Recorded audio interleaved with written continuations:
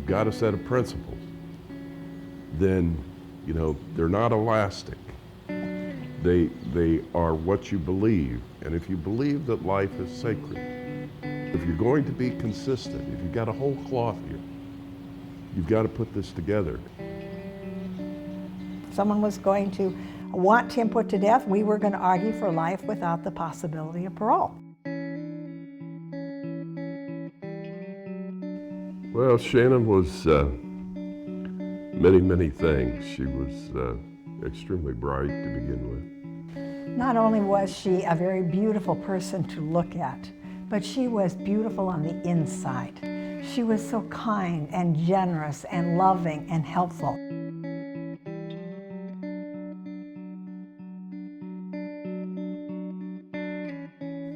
She had been up studying. It was an early Thursday morning.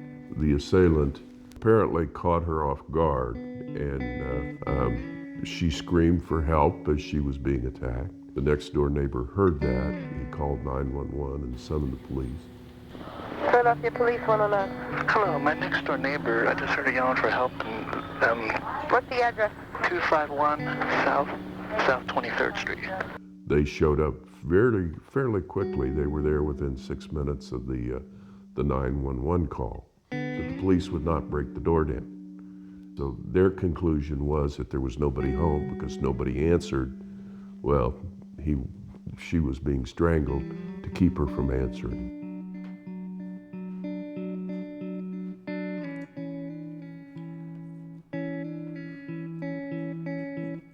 I remember thinking very first few days and everything, we just can't let this anger, this natural human anger and pain overwhelm us and make us so vengeful and hateful, because it would just over time destroy us.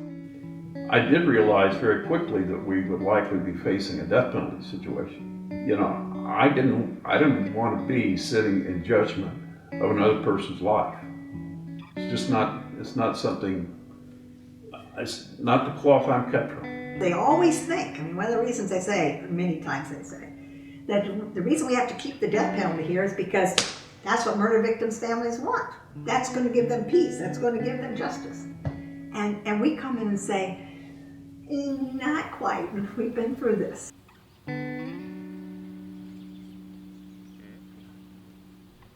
We believe that if you look at the issues about racism, the issues about low-income people being more subject to the death penalty, the issues of innocence.